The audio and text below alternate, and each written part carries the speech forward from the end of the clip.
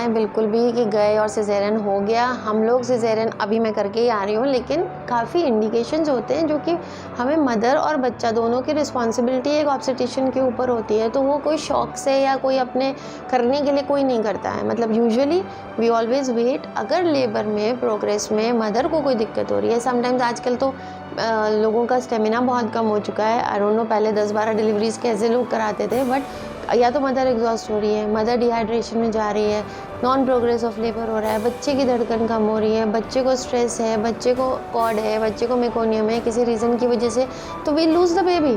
और फिर यही हो जाता है कि मैम आपने टाइमली क्यों नहीं किया।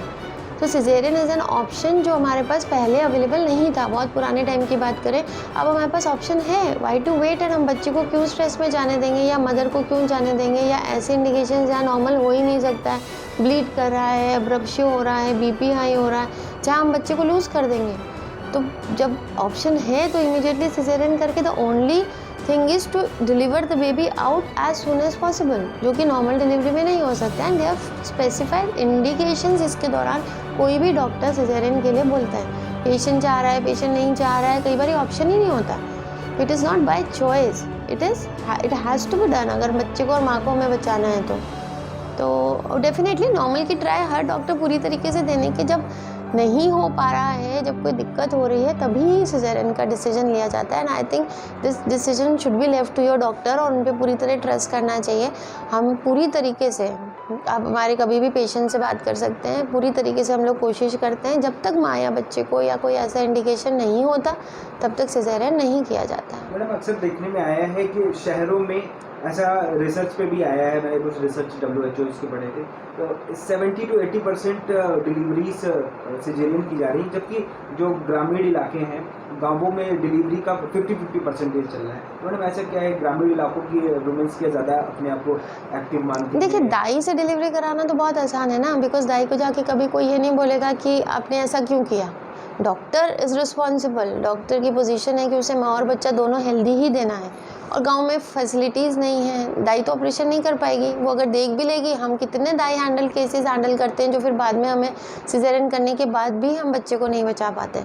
तो वहाँ जो ख़राब केसेस होते हैं वो तो रिकॉर्डेड होते ही नहीं ना। नॉर्मल हो रहा है बस ये पता है, तो दाइयाँ करा सकती हैं। कई बारी PHCs छोटे सेंटर्स पे सिजेरियन फैसिलिटीज़ अवेलेबल नहीं है। जब तक ये लोग पहुंचते हैं तब तक बहुत लेट हो चुका होता है।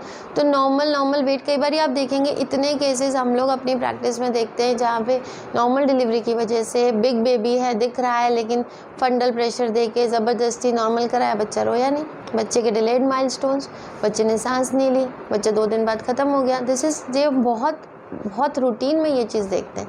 तो इट इज़ नॉट दैट कि अगर ऑप्शन हो, मतलब विलेज और इसको कंपेयर करना बहुत मुश्किल है, लेकिन हाँ, अगर मैं अपने सेंटर पे देखूँ तो हमारे तो ऑलमोस्ट इक्वल रेट्स ही होते हैं नॉर्मल एंड सिजेरियन के।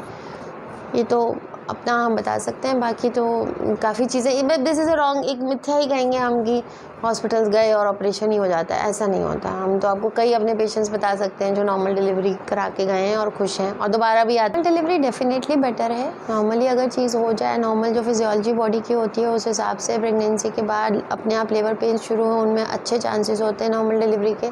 पेशेंट पूरा कोऑपरेट करे, रिकवरी इज़ ऑलवेज़ गुड। कई बार एपी देने की ज़रूरत नहीं होती है, तो पेशेंट बहुत कंफर्टेबल फील करता है। और पोस्ट ऑपरेटिव जैसे पेन है या बॉडी में जितना टाइम, लाइक वी से 4 to 6 वीक्स, नॉर्मली 3 से 4 दिन में पेशेंट चलता फिरता हॉस्पिटल से जाता है जब सिजेरियन हो जाता है। वही चीज़ नॉर्मल डिलीवरी में 12 से 24 घंटे में patient is back to normal. These females are more active बच्चे की केयर करने के लिए। पोस्टपार्टम वेट लॉस, क्योंकि इनके लैक्टेशन भी काइंड ऑफ बहुत अच्छा लैक्टेशन पीरियड जाता है, वेट लॉस बहुत जल्दी हो जाता है, and they are back to work, back to routine.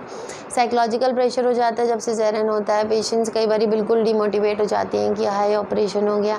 हालांकि ऐसा नहीं है, इट टेक्स 3 to 4 डेज़ में तो पेशेंट चलना फिरना शुरू कर देता है अपना सारा काम, और छोटे से स्टिचेस होते हैं आजकल। बट हाँ, इफ़ वी कंपेयर तो definitely normal delivery is better, definitely better. उसकी हम तो पूरी ही कोशिश करते हैं।